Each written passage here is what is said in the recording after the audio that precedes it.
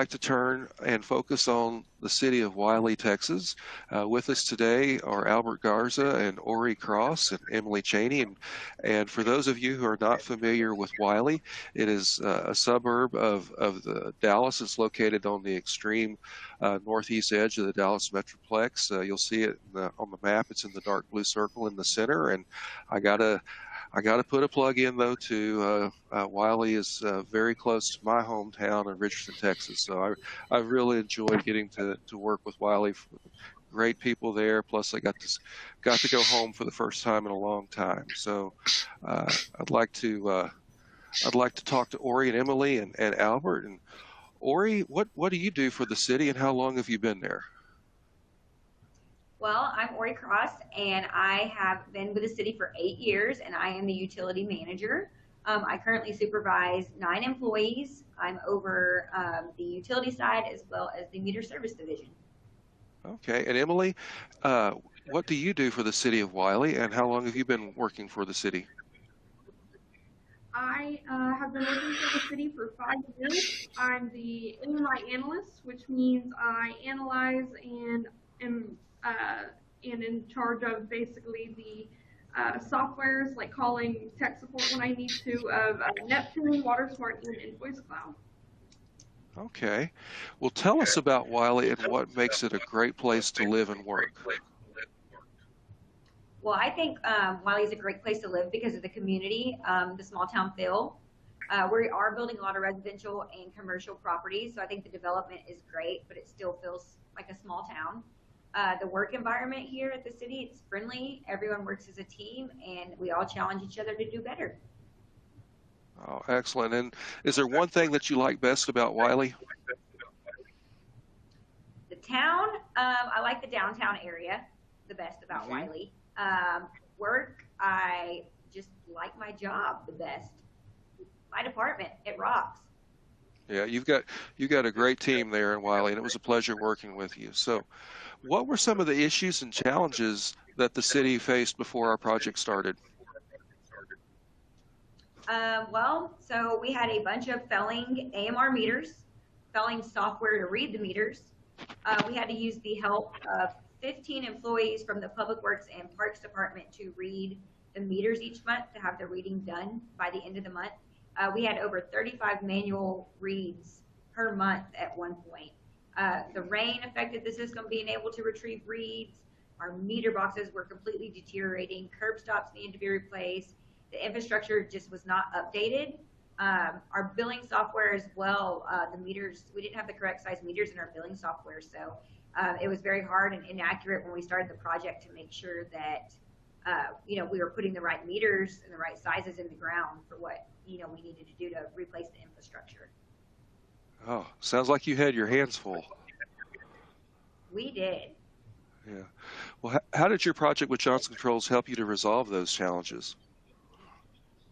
Well, I feel like Johnson Control, they set up multiple presentations from meter vendors and portal vendors so that we could agree upon what would work best for the city of Wylie. So that really helped that process. They hired a company called, SL Circo.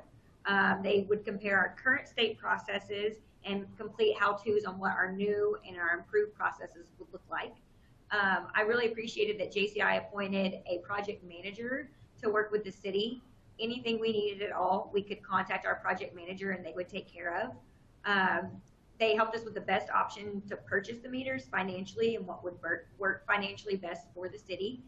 The meter implementation company, US Bronco, was a great help. They didn't only help us with GPS in the meters with our GIS team, but they also helped with customer complaints in the field, and any kind of complaint that we had, they would go out and talk to the customer. So that alleviated a lot of work for the utility department. Well, good. Well, thank you very much. We appreciate that, and I got to tell you, the adoption rate and the utilization rate for your customer engagement portal has been phenomenal. I've never seen such a successful portal project before, and we're going to show some of the things that you did, but tell us more. How did you promote the portal to your account holders? You want to talk about this, Emily? Yeah, So we, before we launched, we sent out, WaterSmart sent out paper notices. We sent out notices designed by Craig, who works here at the city, in with our bills. We sent out citywide text messages. We sent out citywide emails. We posted on Facebook. We posted on Nextdoor. We did a little bit of everything. A little live video. A little video. Yeah.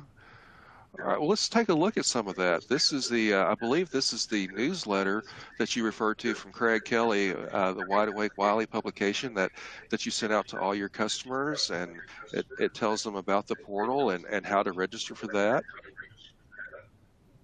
And then let's watch the video if you don't mind.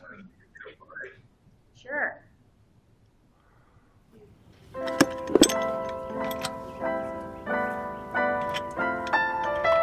Hi, I'm Orie Leland. I am the City of Wylie Utility Billing Manager. We are out here in the field today learning the new meter implementation process. I have my whole crew out here learning how to implement the meter into the ground, change out program, learning how to do everything so that we can better help our citizens when they ask questions about what goes on in the field and how the meter works. We are about 70% complete with the meter process right now. We will be completely done with the meter process by May, sometime in May, so in the next couple of months. We will be implementing the WaterSmart program.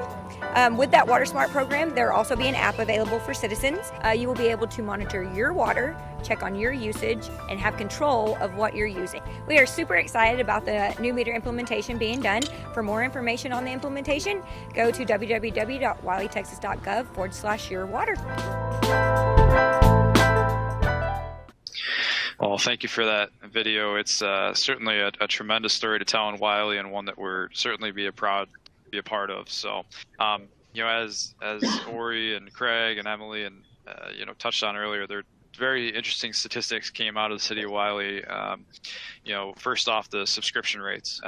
Within the first 90 days, they had 23% of the eligible accounts had registered on the portal, and actually, as of this week, we checked again, and it's about 48%. So, just a tremendous adoption rate, tremendous job by Orie and her team to get the word out and really make sure that folks knew that this was available and they're using it. So something that we found be interesting, or I found to be interesting at least, was with regard to the breakdown of the registrations. I think, my mindset when I think about a customer portal is predominantly around residential customers. But, if you look at the breakdown, at least insofar as the first 90 days of total registrants, 26% of them were single family residences, and everybody else was either unknown or they fell into more of a commercial industrial sort of capacity. So, I think it's a good reminder that it's not only the single families that are